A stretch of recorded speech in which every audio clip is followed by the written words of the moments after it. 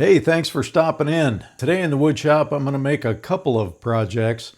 The first one is something that I need, and that's a beverage carrier. And I buy my favorite beverage by the case, and I keep it in the shop refrigerator just so it's not taking up a bunch of room in the house fridge. And then I take it in 6 or so bottles at a time as I need it. And so I need a good sturdy way to do that. The second thing I'm going to make is a very easy, simple project any beginner can do, and something you can use if you like to eat outdoors at the campground or even on your back deck or patio. And that'll lead to a second or alternate use of the beverage carrier. So if you want to see all that, stick around. I'm starting with some 1x pine lumber that I planed down to about 5/8 of an inch thick and ripped to 5 inches wide, and I'm cutting it to 8 inches long. This piece is going to be the bottom. If you don't have a planer, you can use cedar fence pickets from either one of the big box stores, and they're about 5/8 of an inch thick, and just leave them full width if you don't have a table saw, or you could rip them down with a circular saw. Next, I'm going to cut 2 pieces of the same width board to 11 inches long.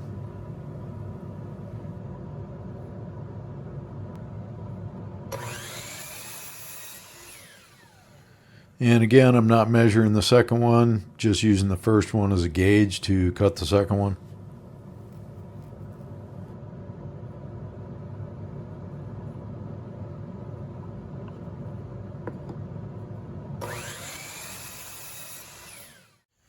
So these are the ends, and what I'm going to do, I came up 4.5 inches and made a mark. I came in from the edge 1.5 inches, and I'm going to taper the top of the ends by making these cuts.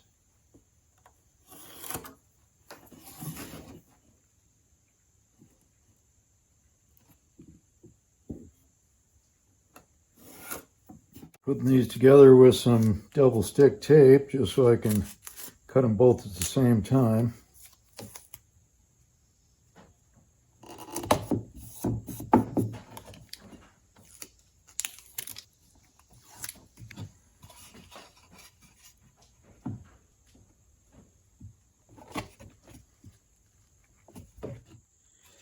And I got the miter saw set to a 13-degree angle, and my stabilizing board in there, and I'm going to make these cuts.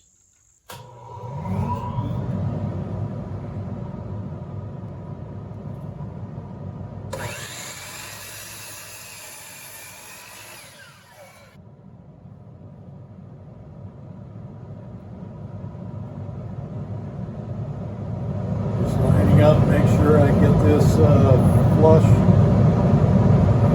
square here.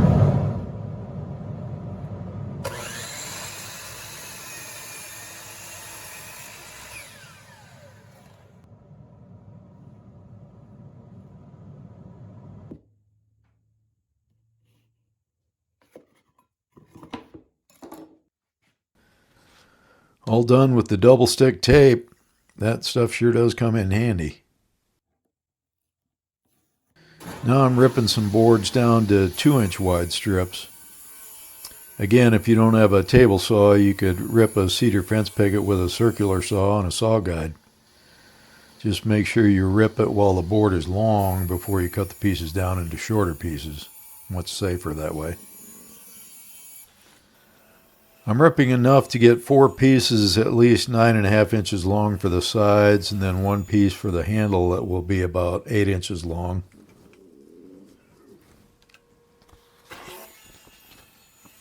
And then it's time for some sanding. And I could do this with my random orbit or jitterbug sander, but I'm just using a piece of sheet of sandpaper and a sanding block because it doesn't take much. I'm just knocking down the sharp edges and smoothing everything out a bit. And my sanding block here is just a scrap of 2x4, and I'm just holding the sandpaper on each side of it. It's not attached, and it works just fine. You can do a lot of work without power tools. It might take a little longer, but you can get it done. Now for some assembly. I'm starting out with the bottom and ends, and I'm going to glue and brad nail this together. So I'm adding some glue to each end, and I'll get it in place and all lined up, then clamp it to hold it so I can brad nail it.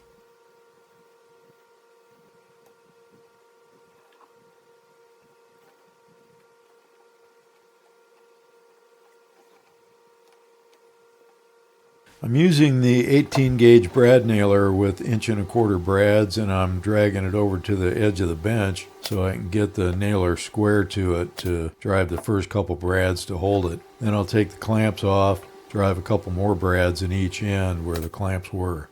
And if you don't have a brad nailer, alternate methods would be using hand-driven finish nails or even headed nails if you want the old wooden crate look. Or you could even use small number 6 or 8 screws. And I would drill pilot holes for any of those methods just to prevent splitting and ease assembly. Then do a little checking for square, and it's not too critical at this point, but just checking. A little bit of adjustment if necessary, and it's good. I marked the first board for the sides by just holding it in place and marking it. I like to do it that way whenever I can because I can usually find a way to screw up measuring. Then after I cut that board and rechecked it and trimmed it again and checked it again, finally was satisfied with it, I used it to cut the other boards for the sides to length, cutting them all at once. Then guess what? More sanding. Same deal, just hand sanding here because it works fine. I sanded all 4 pieces for the sides. Then I took that 5th 2-inch wide piece I cut and marked out a portion to cut out and make it thinner for the top piece that's going to be the carry handle. I marked a 5-inch long section to thin down to 1¼ inch and just angled out to the edge at a 45-degree angle and cut it with my antique jigsaw. I got a couple of comments on that in the last video about my old tools. Hey, old guys have old tools. Or I guess you could say vintage. Vintage tools for a vintage guy. So anyway, the challenge here was work holding, trying to hold it securely where I could cut safely and also not cut into my work stand. I finally figured it out though and completed the cut.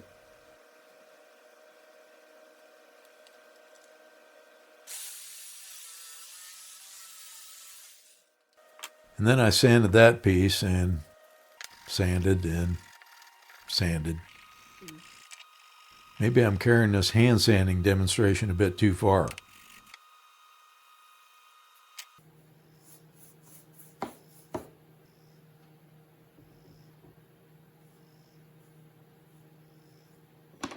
But I finally got it done and checked for fit. What? Too long? Huh. Oh boy. I've forgotten left it the same length as the side pieces, and it needed to be the length of the inside, which is the same length as the bottom, 8 inches. Oh well, I just trimmed an equal amount off each end and it was good to go. So I moved on to installing the sides. Same method here, glue and brads, and I'm being careful here to keep my fingers out of harm's way when I shoot the nails. I did find out about that the hard way, and I don't recommend that. It's not fun. And instead of trying to measure, I just used a scrap piece the same thickness to space the boards on the sides. It's quick and easy and no room for error like there is when you try to measure and line up with marks.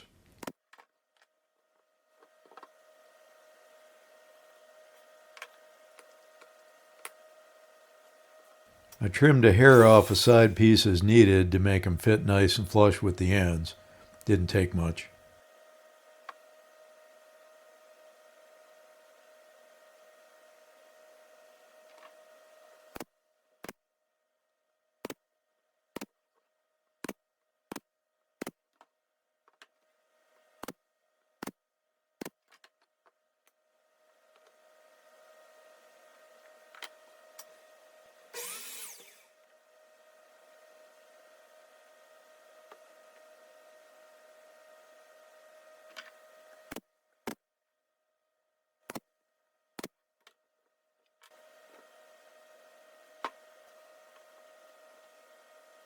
Then I installed a carry handle with a lot of fiddling, and I started measuring, but in the end I just used the old micrometer method to center it, and it came out fine.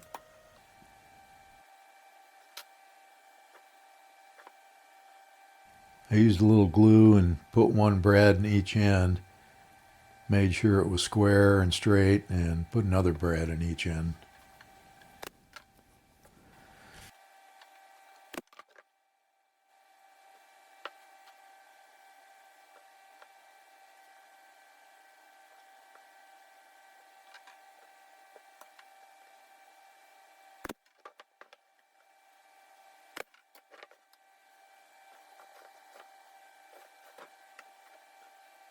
Time for the test. Seems to work. Handle could have been a little bit taller, but it'll do. That's pretty much it. I give it a final sanding on the outside and it's done.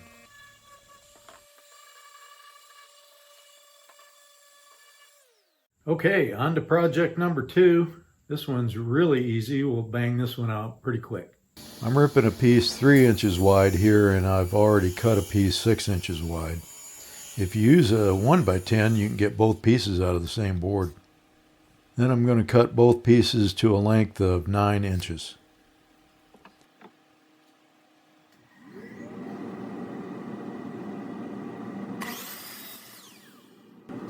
Again, measuring and marking one and then using it to gauge the other one.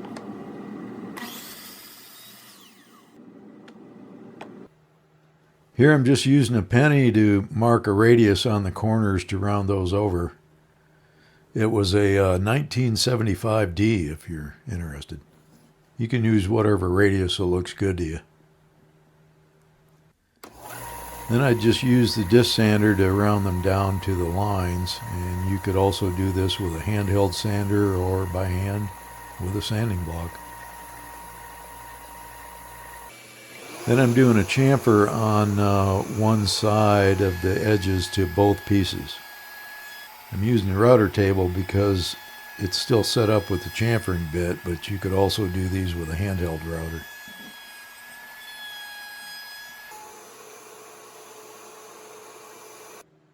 I'm measuring to the center of the 6 inch wide piece and then 3/4 of an inch in from the ends.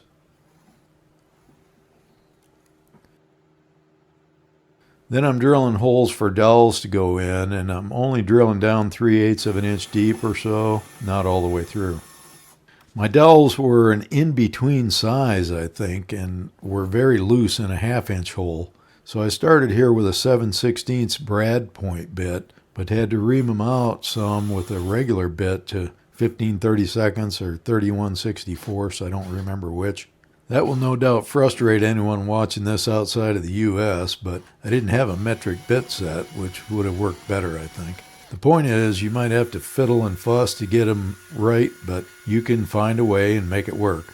I even sanded down the dowels a bit to dial it in better, and in the end I got a pretty good fit. Then I chamfered one end, which will be the end sticking out and not the one that goes in. And this is to show you one method, chucking it right into the drill. I did the other one on my belt sander. If you need to, you can also just use a block sander. Time to glue them in.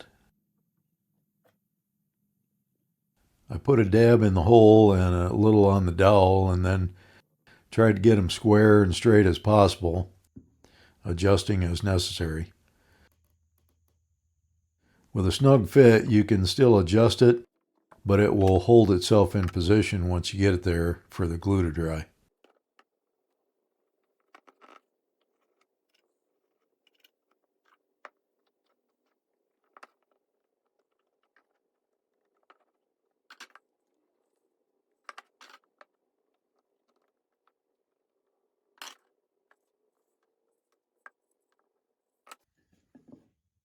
Now the 3 inch wide piece, I'm marking corresponding holes, so 3/4 of an inch in from the ends and centered the other way.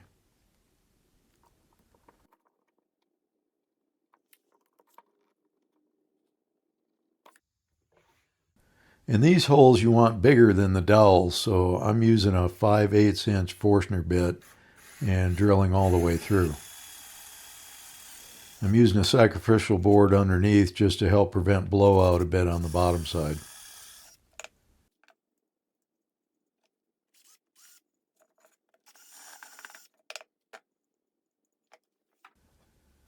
Then cleaning up the edges with some hand sanding.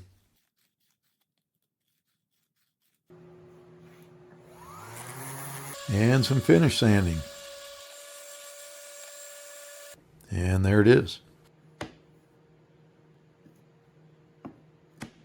So two pretty easy beginner woodworking projects again.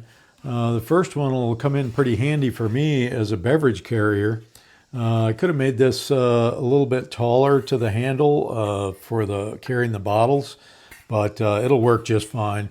It really worked good for cans. But a second use for this, if you don't need a beverage carrier, if you eat outside at a campground or even on your back deck or patio, this can carry be your condiment organizer and carry those from the fridge out to the picnic table. So that's a handy use for that, other than a beverage carrier.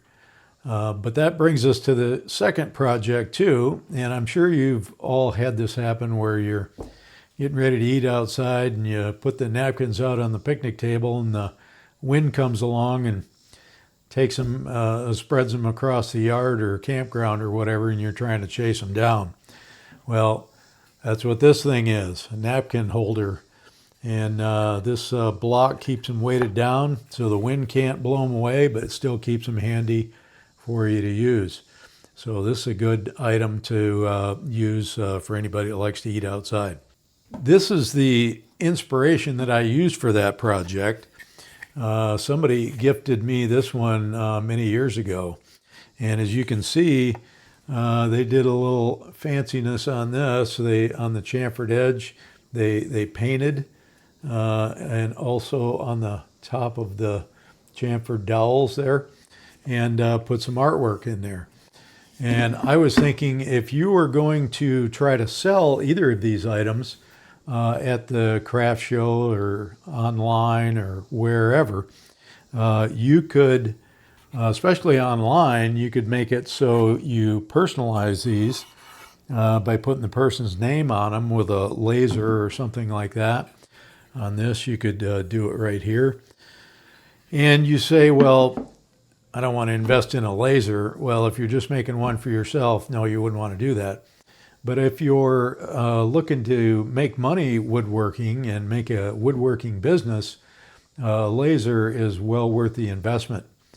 And you could even set up so you could use the laser at a craft show, personalize them on the spot, and then sell these, for instance, or the other one, unfinished but personalized. Or set up to take the order and then ship it later. So there you go. Get out there and make some sawdust. Thanks for watching. We'll see you next time.